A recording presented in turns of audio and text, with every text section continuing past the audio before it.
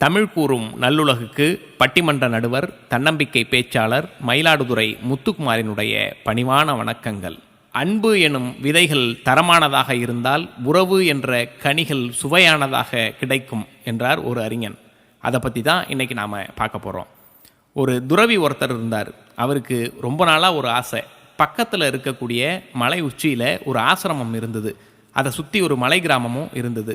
அந்த மலை உச்சியில் இருக்கக்கூடிய ஆசிரமத்துக்கு போய் கொஞ்ச நாள் தங்கி இருந்துட்டு இன்னும் நல்லா தியானம் பழகிட்டு வரணும்னு ஆசை. அதுக்காக அங்கே போகணுன்னு முடிவு பண்ணார்.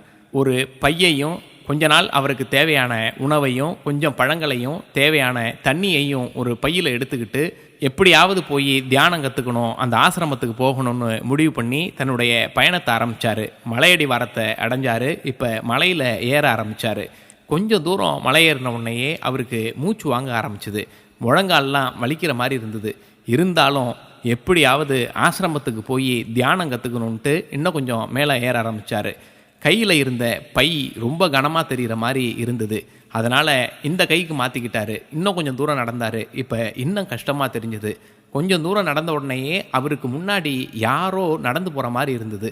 உத்து கவனிச்சா அது ஒரு சின்ன பொண்ணு மாதிரி தெரிஞ்சது. முதுகில் என்னத்தையோ தூக்கிட்டு போகிற மாதிரி தெரிஞ்சது. இவர் இப்போ இன்னும் கொஞ்சம் வேகமாக நடக்க ஆரம்பித்தார். பக்கத்தில் போய் பார்த்தார். அப்போ தான் ஒரு சின்ன சிறுமி, மலை கிராமத்தில் வாழக்கூடிய ஒரு சிறுமி நடந்து போயிட்டுருக்கா. அவளோட முதுகில் அவளோட தம்பி மாதிரி இருக்கக்கூடிய ஒரு சின்ன பையனை தூக்கிட்டு நடந்து போகிறத பார்த்தாரு.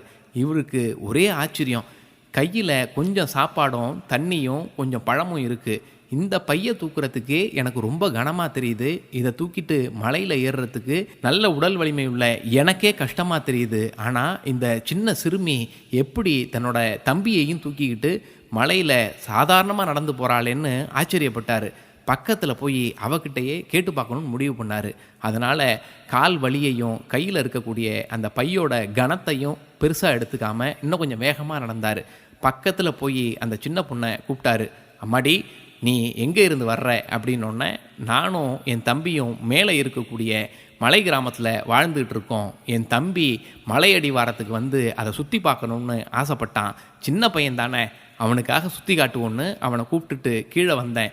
இங்கே அடிவாரத்தில் இருக்கக்கூடிய எங்கள் உறவினர்கள் வீட்டில் ஒரு 2-3 நாள் தங்கி இருந்தோம், சுற்றி பார்த்தோம். இப்போ நான் அவனை கூப்பிட்டுக்கிட்டு மலை உச்சியில் இருக்கக்கூடிய எங்கள் கிராமத்துக்கு போகிறோன்னு அவள் சிரிச்சுக்கிட்டே சொன்னான். ஆனால் அவளுக்கு பெருசாக மூச்சு வாங்கலை. இவ்வளவு தூரம் மலை ஏறி தம்பியை தூக்கிக்கிட்டு வந்தும் அவளுக்கு ஒரு எந்த விதமான டயர்டும் ஒரு களைப்போ இல்லை மூச்சு வாங்குறதோ எதுவுமே இல்லை. இதை அந்த துறவி கவனித்தார். அவருக்கு ஒரே ஆச்சரியம். ஒரு சின்ன பையை தூக்கிட்டு வரோம், இவ்வளவு தூரம் நடந்து வரோம், அவளை விட பெருசாக இருக்கிற நமக்கே வலி தெரியுது, உடம்புல ஒரு சோர்வு தெரியுது. ஆனால் இந்த சின்ன பொண்ணு எப்படி தம்பியையும் தூக்கிட்டு இவ்வளவு அலட்சியமாக நடந்து வரா, கொஞ்சம் கூட களைப்பும் தெரியலையேன்னு ஆச்சரியப்பட்டு அவகிட்டையே கேட்டுடுன்னு முடிவு பண்ணி அவகிட்டையே கேட்டார்.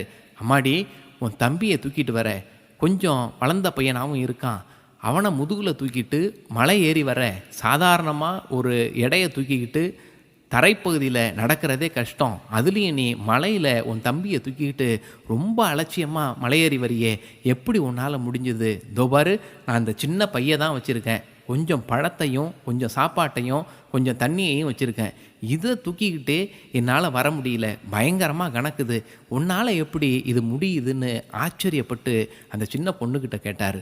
உடனே அந்த சின்ன பொண்ணு சிரிச்சுக்கிட்டே சொன்னா, ஐயா, நீங்கள் தூக்குவது சுமையை, நான் தூக்குவது என் உடன் பிறந்த தம்பியை, அன்பிற்கு சுமை தெரியாதுன்னு சொன்னான்.